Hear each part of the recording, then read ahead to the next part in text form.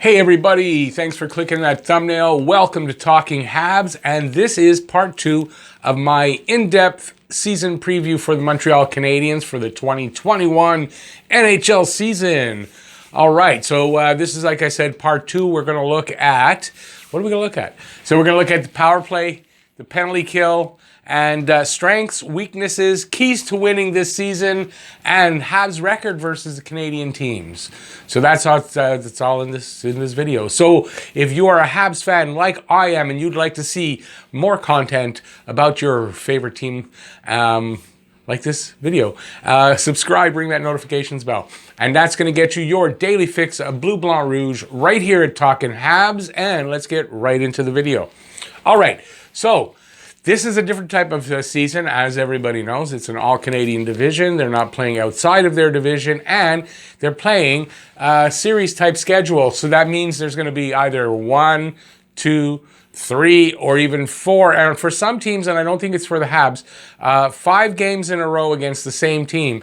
So that's a series type. And that means it's like Major League Baseball. They do it 3 games, 2 or 3 games at a time. I think the odd time 4, but in general, that's what it is. And it's going to save them travel time and also safer because with everything going on, so they'll stay kind of in a bubble-like thing, I guess, when they're in each city. But they won't be traveling game to game to game to game. It'll be a lot easier, a lot better that way. Let's see. Everybody's having trouble with it. The NBA is still, let's hope, keep our fingers crossed that Major League, NHL manages to figure it out. And it's kind of like mini, I look at it like mini playoff series, right? Especially 4, if you're playing 5, it's kind of like a mini playoff series. So it's going to be really intense hockey, really great hockey. Then now the Canadiens versus Canadian teams. I go over the last 3 years and then in the 2010s. So that excludes last season, but it gives you an idea of how they do against Canadian teams. So against Calgary in the last 3 years, Montreal is 5-1. There are no overtime or shootout losses here. The place I got it, it was just straight up wins and losses. So they're 5-1 and they're 8-10 in the 2010s. So close. Edmonton, this is where the one team that they have trouble with is they were 1-5 in the last 3 years and 6-12 overall in the 2010s. Ottawa, 9-3 in the last 3 seasons and 31-28 over the last in the 2010s. Don't forget there was points there where Ottawa was a good team. Toronto, 4-7 in the last 3 years, but I must stress 3-0 last season. And they are overall 27-21 in the 2010s. And then if you add last season, they're 30-21 against Toronto in the last 11 years. So Toronto Maple Leafs fans that seem to think they have Montreal's number. I don't see it. Against Vancouver, they were 5-1 in the last 3 seasons and 14-4 in the 2010s. And Winnipeg, 4-2 in the last 3 seasons, 17-10 in the 2010s. So overall, in the last 3 seasons against all these Canadian teams that they're going to be in the same division, and they 28 wins, 19 losses, overtime losses, shootout losses. And in the 2010s, that whole decade, 103-85. So 103 wins, 85 losses, overtime losses, shootout losses. So that's why I have a lot of confidence this season that Montreal's going to do well in this Canadian division. I have them winning it. But I even if they don't win it, they're going to do well in this division. Their record over the last 10 years when they were good team, bad team, like they had some good teams, then they had some bad teams there. And yet overall the record is a winning record. Power play unit. So the power play units are going to be different with the new personnel. And it's kind of, I think it's two different looks. So on the first unit, you're going to have Jeff Petrie, mostly, back and forth on the line with Shea Weber. Weber, I imagine, will be sneaking down to the top of that circle to play the half wall, one-time shot from somewhere in between there.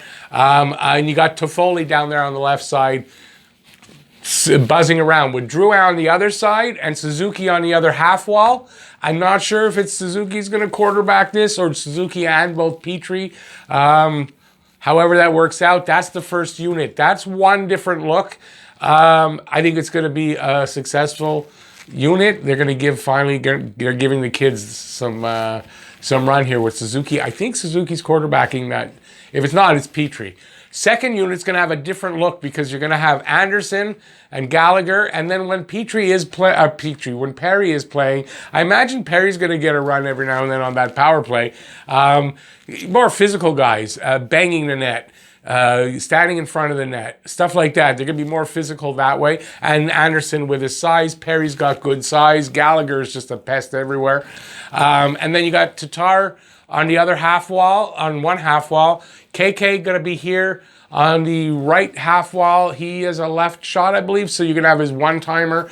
I know they've been practicing it. I see it in highlights all the time. And you got Romanov as the only actual defenseman patrolling the line. I imagine Tatar on the other point when needed. And it's going to be a totally different look than the first power play, I think. So which one's going to be more successful? I don't know. I just think overall it's got to be a better power play. Got to be, or they're not going to win the division if they don't have a good power play. That's flat out what it is. Now, on the penalty kill, I don't know what, I mean, it's a box formation, whatever. I imagine it doesn't vary a ton from team to team, but the personnel does. Forwards, I think, that are going to play the PK. Arturi Lehkonen, great defensive game, speedy guy. I don't know that he's a shorthanded threat, but he's just a great defensive player. Paul Byron, speed, shorthanded threat, good defensive game, leadership. I mean, this is a good guy on PK. Corey Perry, I imagine, might play the PK. I don't know. This is not confirmed. It's my thought. When he's on the team, says Nick Suzuki plays the PK, both the power play and the PK. Such a smart player.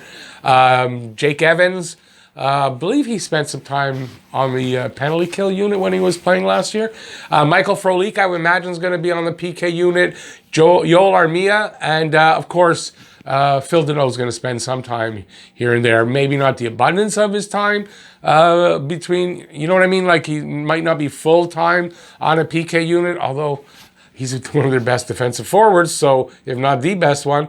The defense that are going to play on this PK unit, I think Brett Kulak, Jeff Petrie, Romanov. I do believe Romanov's going to get some time on the PK unit, even in his first year.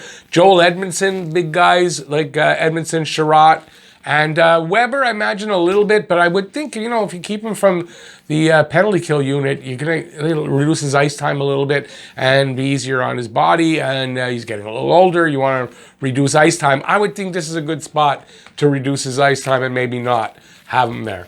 All right, strengths of this team. This is a top 5-on-5 and puck possession team. They've been that way for the last 2 or 3 years. Their Corsi numbers are amongst the best. I think we get to it somewhere here.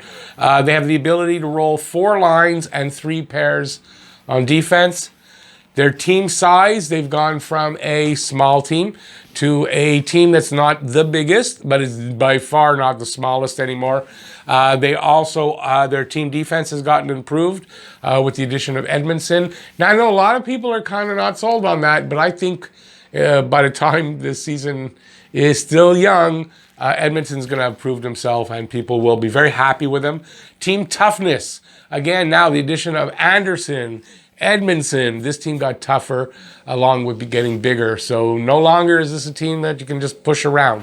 There's going to be someone there to answer that kind of stuff. Goalie tandem amongst the best, if not the best in the league, but definitely amongst the best in the league between Price and Allen. They've got a strong forecheck. They've got great team speed and skill. Even the big guy Anderson. One of the comments you hear all the time is, "Wow, I can't believe how speedy he is, how fast this guy is." And another comment is not just fast for a big guy, he's just fast. So that's pretty good. All 4 lines can score. Scoring is going to be spread out this season. Top 3 lines definitely can score. And the 4th line with Lehkonen, Evans, and Byron. Byron can score at any time. He's fast, he's crafty, and he can score shorthanded. He can score. So you're going to have that threat from all 4 lines. This is something we haven't really had in a long time. So there you go. That's strengths. Weaknesses, not a ton here. Lack of experience at center. And by that, I mean like Phil Deneau. He's now an experienced veteran center. But Nick Suzuki, KK Evans. So you got a guy in his first year, second year, and third year. So they're young down the center. It could be a problem. That's going to be definitely, you got to consider that a weakness. So that's a weakness. Lack of superstar or elite forward. So yeah, we don't have a superstar player just yet. I kind of think Nick Suzuki will be one, but we don't have one just yet. We don't have that elite forward, that go-to guy that you can count on. We don't have that. But the scoring is kind of spread out through all four lines, and I don't know that you're necessarily going to miss that completely, right? So, but we don't have one.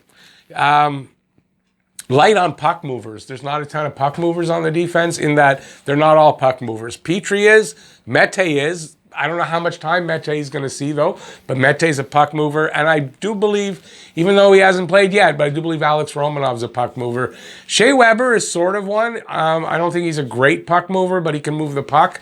I don't think Edmondson and Sherratt's not bad. Sherratt can skate with the puck and carry it up, so he's a bit, but it's basically those three guys with Mete not going to be playing full time, so that could be something that is a weakness.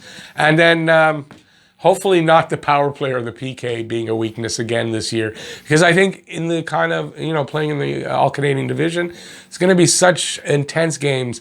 Like playoff hockey, you got to have a power play and you got to have a PK. Some of these guys like Edmonton, Toronto, they've got really good power plays, and your PK unit has to be up to par. So there you go. Now, what do I think the keys to having a winning season? So not just keys to victory in a game.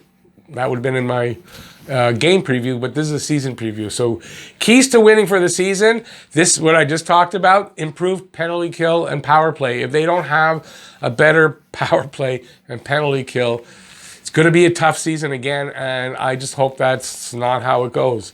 More scoring, they were a little bit anemic sometimes on scoring, and then some games they poured it on. But overall, they needed some more scoring. They added that in Tyler Toffoli, in Josh Anderson. And their younger guys going to hopefully, like Suzuki, going to put up a few more, KK like that. So there's more scoring there. So they're going to need that. They were first in high danger scoring chances for, and they need to pull the trigger a little bit more, because they get those chances. If they get a little bit better in the scoring, they're going to score a lot more goals. They were third in Corsi, Corsi is puck possession. So that proves out that they are a puck possession team. Tighter defense, and that is keeping the net clear in the front. That's something they've had a problem with, amongst other things about clearing the zone itself, but keeping the net clear in front of Price and making anybody pay the price, no pun intended, for getting close to Price and getting in the open like that. So tighter D. First pass breakouts. They got to start getting better at first pass breakouts, getting out of their zone cleaner and quicker. How many times last year and the year before, getting caught in their zone, running around and taking forever to get it cleared. That's got to get better. That's going to be a key to winning if they do that. So cleaner breakouts and faster. That's what I mean there. Secondary and tertiary scoring. Like I just said, all four lines can contribute. Secondary, that's your third, and tertiary is basically your fourth line. If they can contribute and do that often enough, that's going to be a key to winning. And the rolling of four lines and three pairings, if you can do that, you're a little bit ahead of the game, because not every team can do that. And if you can do that consistently all season, you guys don't get nearly as tired. Those harder games are a little easier to play because you're not as tired. Everybody's out there playing. And protect the goalies. This has always been a problem. That's part of the keeping the net clear in front. Protect the goalies. How many times they bump into Price? They do something to Price. That can't happen. And I think with a guy like Big Edmondson there, just the size of the defense now, I don't think that guys are going to be able to get away with nearly as much in front of Price as they have been. And these are things that are going to make this team win. So there you go. That's basically my more in-depth season preview. That's part 2. There won't be a part 3. I managed to get it all into part 1 and 2. Hope you liked it. If you did, give it a thumbs up. While you're doing that, if you're new to the channel or maybe you haven't subscribed yet, please subscribe, ring that notifications bell. That's going to get you your daily fix of Bleu Blanc Rouge right here at Talking Habs. And that's it. Thanks for watching, everybody. Please stay safe out there, and peace out, y'all. Bye, everybody. See you next video. Take care. Bye. I don't know how many times I'm going to say bye.